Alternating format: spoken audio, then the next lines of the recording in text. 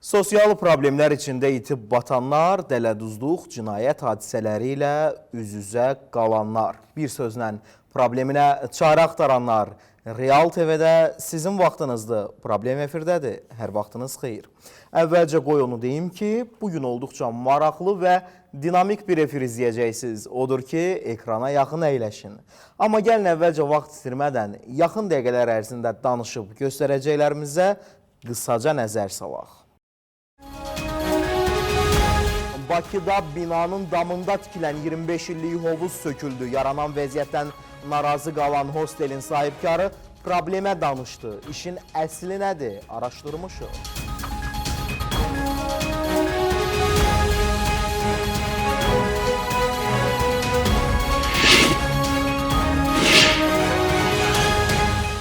Gədəbəy rayonunda Aytala kəndi isə təbii qazdan məhrum olub. Sakinlər mavi yanacaq axtarışındadır. Məsul qurumun problemə cavabı nə olacaq? Diqqətiniz bizdə olsun.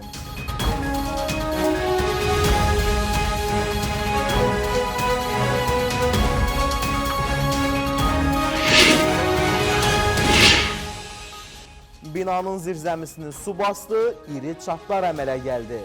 Gəncə şəhərində yerləşən 5 mərtəbəli binanın sakinləri etiraz edir. Real TV-nin çəkilişindən sonra məsul qurum işə keçdi.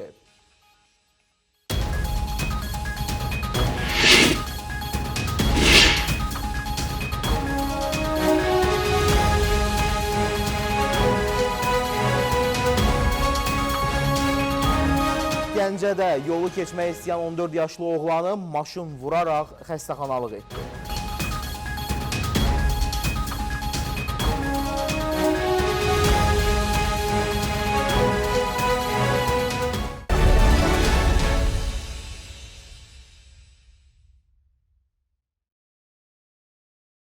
Beləliklə biz başladıq. Bakının mərkəzində hostelin damında qanunsuz olaraq inşa edilən hovuz sökülüb. Bu barədə Nəsimi rayon Mənzil Kommunal Təsərrüfatı Birliyinin əməkdaşları tərəfindən lazımi tədbirlər görülüb. Hovuz sökülüb və qalıqları həmin ərazidən daşınıb. İş orasındadır ki, obyekt sahibi deyir, sənədlərim qaydasındadır. Bir sözlə, deyilənlərlə qəti şəkildə razılaşmır və yaxud razılaşmaq istəmir. Problem verilişi olaraq hostelin sahibkarı ilə görüşüb, işin əslini öyrənib, detallı şəkildə araşdırmağa çalışmışıq. Daha ətraflı isə həmkarım Nigar Namiqin reportajından biləcəksiniz. İzləyək.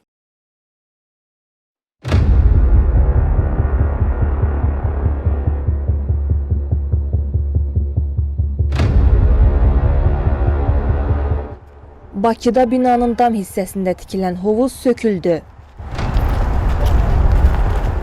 Görüntülər Azadlıq prospekti 13 ünvanındakı çoxmərtəbəli yaşayış binasındandır. Məlumatlara görə binanın damında qanunsuz olaraq hovuz inşa olunub. Məsələ ilə bağlı çəkiliş aparmaq üçün əraziyə yollandıq. Məlum oldu ki, binanın sonuncu mərtəbəsində yerləşən hostelin damında illər əvvəl hovuz tikilib. Obyekt sahibi olduğunu deyən Valih Abbas Əliyevin sözlərinə görə uzun illərdir ki, burada hovuz mövcud olsa da ondan istifadə olunmayıb.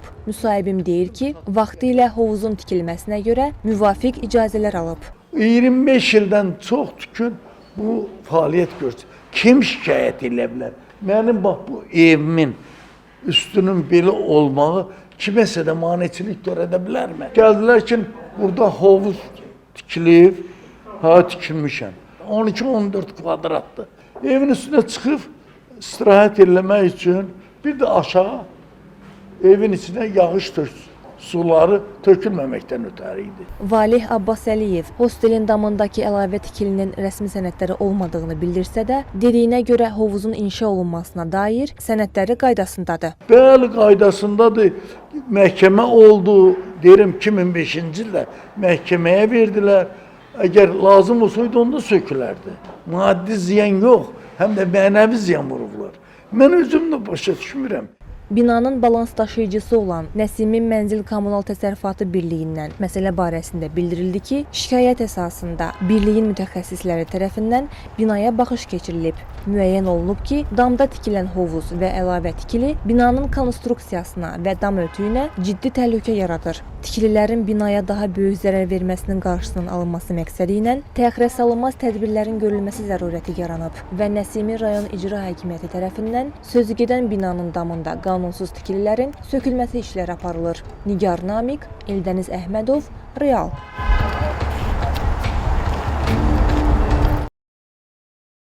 Davam edirik. Mavi yanacaq axtarışında olan yüzlərlə yaşayış məntəqəsindən biri də ölkəmizin dilbər güşələrindən biri olan səfalı təbiəti ilə göz oxşayan Gədəbəyin Aytala kəndidir. Deməli, bu kəndə ayaq qoyan kimi kəndin gözəlliyi insanı bir növ ofsunluyur.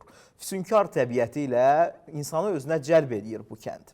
Amma vəziyyət kənddə yaşayanlar üçün heç də elə deyil.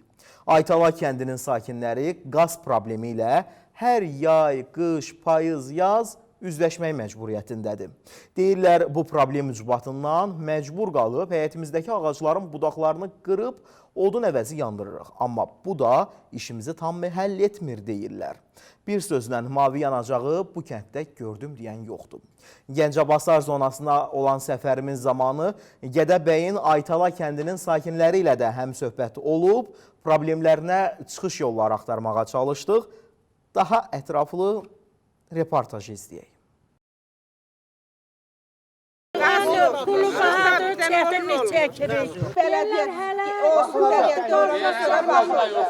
Səfalı Gədəbəyin Aytala kəndinin sakinləri mavi yanacaq probleminin cəfasını çəkir. Üstəlik bu problem əzəldən var. Yolunu buralardan salan hər kəs bilir ki, yay-qış fərq etməz. Gədəbəydə hava hər zaman sərindir. Bu da o deməkdir ki, Aytalada yaşayan 100-ə yaxın ailə hazırda da isinməklə bağlı çətinlik yaşayır. Ərazidə qaz xətləri olmadığı üçün sakinlərin ümidi qalır odun sobalarına. Kəndlilərin bir çoxu həmin sobaların yaratdığı his pasdan şikayətlənir. Digər hissəsi isə cib yandıran odun qiymətlərindən gileylənir. Sakinlərin sözlərinə görə isinmək üçün ilin 12 ayı oduna pul xərcləməli olurlar. Qaz yoxdur, meşə qırışdanır, gedir. Bir qoca qadınam. Evdə tək-tənha yaşayırım. 50 manatdan odun metri. Meşədə qırılmağa qoymurlar. Nə yandırmalıyam? Bar ağacını. Odunla, çil-çil, bir nə bilim, ağacı qırırıq, meyvə ağacından zaten qırıb, plitka ilə, belə. Şikayətlər bir kənara qalsın, Aytalada ətraf aləm elə gözəldir ki, insan təbiəti seyr etməkdən doymur. Yerli əhali də bu gözəlliyin fərqindədir. Amma evini isitmək üçün bəzən həyət bacalarında min bir əziyyətlə yetişdirdikləri bar verən ağaclara qıymalı olurlar. Bizim də qazı çəksinlər, bizə də bir gün ağlasınlar. Qoy bizim də bir rahatlığımız olsun, biz də qaz istifadə eləyək, istilik olsun, meşə də qırılmasın, təbiət də gözəldir, vallah burada yaşamağa dəyər, hamı qaçıb gedir, durmur, heç kim qalmır, hamı Bakıya gedir. Aytala kəndi həm yerli, həm də xarici turistlərin maraq göstərdiyi kəndlərdən biridir. Lakin ərazidə qaz infrastrukturunun olmaması bu sahəyə də mənfi təsir göstərir. Əlqərəz, mavi yanacaq axtarışında olan Aytala sakinlərinin probleminə çarə axtarmaq üçün vaxt itirmədən məsul qurum Azəriqaz İstehsalat Birliyi ilə əlaqə saxladıq. Birliyin mətbuat xidmətindən bildirildi ki, Gədəbəy rayonunun qazlaşma idarəsi ilə əlaqə saxlanılıb və məsələ araşdırılır. Araşdırma tamamlandıqdan sonra Aytalada aya günə dönən təbii qazın kəndə gəlib gəlməyəcəyi məlum olacaq. Zeynəb Rövşən qızı, İlkin Abbas, Rüstəm Abdullayev, Gədəbəy, Real. Yeri gəlmişkən, onu da deyim ki, hazırda problemlə üz-üzə qalıb, probleminin qısa zamanda müsbət həlini görmək istəyənlər. Məncə, siz də artıq hara müraciət etməli olduğunuzu yaxşı bilirsiniz. Hər ehtimala qaynar xətimiz 055 510 0202 nömrəsini bir daha diqqətinizə çatdırmaq istəyirəm. İşte şayət birdən lazımınız olar. Günün 24 saatı bizə zəng edə bilərsiniz. Sosial problemləriniz, gördüyünüz hadisələr, rastlaşdığınız qanunsuzluqlarla bağlı bizə müraciət edin. Eyni zamanda 24 saat aktiv olan qaynar xəttimizə itkin düşən şəxslərin axtarışı ilə bağlı da müraciət edə bilərsiniz. Onu bilin ki, biz problemlərinizi operativ şəkildə işıqlandırıb onun həllinə nail olmağa çalışacağıq. Amma bir faktı da qeyd edim ki, bizim operativliyimiz məhz siz tamaşaçılardan asılıdır.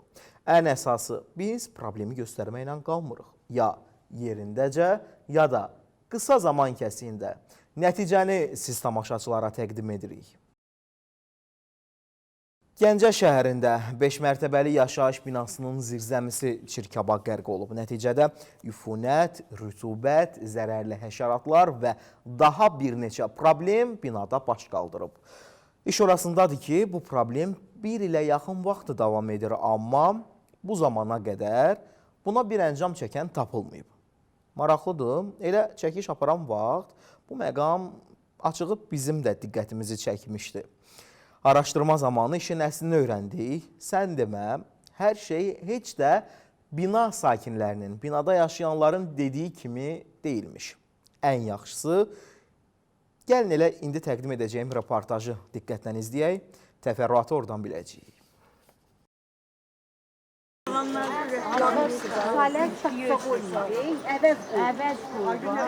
Gəncə şəhəri Tağı Arani 25 ünvanındakı sakinlərin narahatlığına səbəb yaşadıkları binanın zirzəmisini bir ildən çoxdur ki, su basmasıdır. Əslində bu hadisənin yaranmasına səbəb bir il əvvəl, yəni 2024-cü ildə 75 ailənin yaşadığı binanın zirzəmisində kanalizasiya borusunun partlaması olub. Necə deyərlər, bir problem özü ilə yüzünü gətirib. Bina üfunətə qərq olub, həşəratlar buranı özünə məskən seçib, yurd yuva qurub. Hələ rütubətin binada yaratdığı fəsadlardansa heç danışmıram. Müsahiblərim deyir, qışda bir tər də olsa günü-günə calayırıq. Elə ki, yay gəldi, üfunət ucbatından bina tərəfdən yolumuzu güclə salıb birbaşa evimizə tərəf qaçırıq. Padval suyun içindədir. Bu o deməkdir ki, bina birazdan çökəcək padvalı. Zəlzələ olanda qorxuruq ki, ay Allah, bir dəqiqə bina aşacaq. İyidən qorxudan evdə durmaq olmur axı, mığmığadır, cücülərdir, tarakanlardır, iyidən qapını açmaq olmur. Yağış yağır, tökülür su, jeka baxmır, su buruyla bir olur. Divar istadır, balkonda bankalar taxtaları çürüyübdür. Sakinləri ən çox qorxuya salan məqam isə zirzəmdə yığılıb qalan suların yaxın gələcəkdə binanın özülünə, sağlam dirəklərinə zərər vurması ola bilər. Hətta binanın bəzi yerlərində gözə çarpacaq dərəcədə çatlar da yaranıb. Ürəyi dolu müsahiblərimlə söhbətləşən zaman öyrənirəm ki, binanın tabe olduğu qurum, yəni Gəncə şəhər Mənzil Kommunal Təsərrüfatı İstehsalatı Birliyinin 7 saylı istismar sahəsi sözügedən binadan cəmi 100 metr aralıda yerləşir. Odur ki, sözü ilə burada saxlayıb şikayətçilərlə birlikdə yol aldıq sözü gedən quruma tərəf. Onu da deyim ki, biz istismar sahəsinə yaxınlaşanda sakinlər də israrla bizimlə gəlmək istədiklərini bildirdilər. Quruma çatan kimi bizi və vətəndaşları iş başında qarşılayan Zəfər Ələkbərov dedi, sadalanan problemlərdən xəbərdaram və bununla bağlı rəsmi müraciətlər də edilib. Amma dedi, hər şey heç də sizə deyildiyi kimi deyil. İşin əsli başqadır. Binanın birinci mərtəbəsində uzun müddət köhnədən artırma olduğuna görə artırma imkan vermədi ki, həmin təzə xətt, köhnə xətt təzə xəttə qoşulsun. Bizim kommunal baş idarəsinə də ərizə ilə müraciət ediblər. Ərizənin əsasında da kanalizasiya su idarəsinin müdürünə məlumat verilib. Onlar gəlib baxıblar, deyiblər artırma imkan vermir ki, biz onu təzə xəttə qoşaq. Biz rəsmi müraciət eləmişik, təkrar bir də müraciət eləyərik həmin Vodakanal idarəsi. Zəfər Ələkbərovla söhbət zamanı o da məlum olur ki, ərazinin sudan təmizlənməməsinin əsl səbəbi elə bəzi sakinlərin özləridir. Binada etdikləri qanunsuz artırılmalar rəsmi qurumların işini görməsinə mane olur. Məsələ ilə bağlı ərazidən cavabdeh qurum olan Gəncə şəhər İcra Hakimiyyəti ilə əlaqə saxladıq. Bildirildi ki, sözügedən binanın birinci mərtəbəsində artırılmalar 90-cı illərin əvvəlində inşa edilib. Gəncə şəhər İcra Hakimiyyəti yanında şəhərdə tikinti norma və qaydalarına riayət olunmadan aparılan tikintilərin müəyyən edilməsi məqsədi ilə yaradılan komissiya tərəfindən müvafiq icazəverici sənədləri olmayan inşa edilən yaşayış və qeyri-yaşayış sahələri ilə bağlı tədbirlər qanuna müvafiq formada həyata keçiriləcək. O ki qaldı zirzəmidə aşıb daşan çirkab sularına, bununla bağlı Azərbaycan Dövlət Dövlət Su Ehtiyatları Agentliyinə sorğu ünvanladıq. Qurumun rəsmisi Ceyhun Musoğlu dedi ki, hazırda sözü gedən ünvanda Gəncə şəhər Su Kanal İdarəsi tərəfindən binanın çirkab sulardan təmizlənməsi istiqamətində işlər aparılır. Qeyd olunan ünvandakı çoxmənzilli yaşayış binasının zirzəmisinə dolan çirkab suları aidiyyəti qurumlar tərəfindən mütəmadi olaraq xüsusi avadanlıqlar vasitəsilə təmizlənməkdədir. Zirzəmiyə çirkab sularının dolmasının əsas səbəbi binanın çirkab su sistemi xətlərinin köhnə və istismara yararsız vəziyyətdə olmasıdır. Xatırladaq ki, Gəncə şəhərində içməli su və çirkab su xətlərinin yenilənməsi məqsədi ilə açıq kommunal infrastruktur proqramı 2 layihəsi icra olunur. Sözügedən ərazidə layihə işləri başa çatdırılsa da, müəyyən səbəblərdən adı çəkilən binanın çirkab su xətləri yeni sistemə qoşula bilməyib. Hazırda Gəncə şəhər Su Kanal İdarəsi tərəfindən problemin aradan qaldırılması məqsədi ilə işlər aparılır. Beləliklə, ərazidəki çəkilişimizdən çox keçmədi, dərhal məsul qurum tərəfindən lazımi işlərə start verildi. Odur ki, gözünüz aydın, Tağı Arani 25 ünvanında yaşayan 75-dən çox ailə. Güman edək ki, bundan sonra binada qanunsuz artırmalarla bir probleminizi beş etməyəcəksiniz. İlkin Abbas, Rüstəm Abdullayev, Gəncə, Real. Və sonda Gəncədə yol qəzası baş verib. Yolu keçmək istəyən 14 yaşlı oğlanı hərəkətdə olan avtomobil vurub xəstəxanalıq eləyib. Qeyd edim ki, hadisə şəhər mərkəzində qeydə alınıb.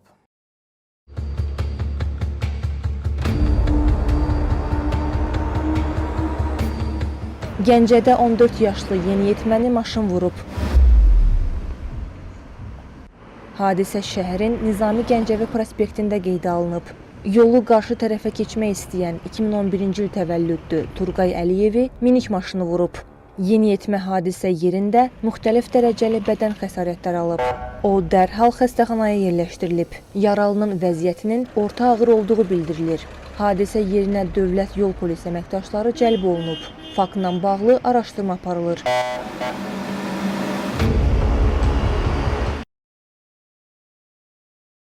Belə, bu sizə bugünə, elə həm də bu həftəyə təqdim edəcəyim sonuncu xəbər idi.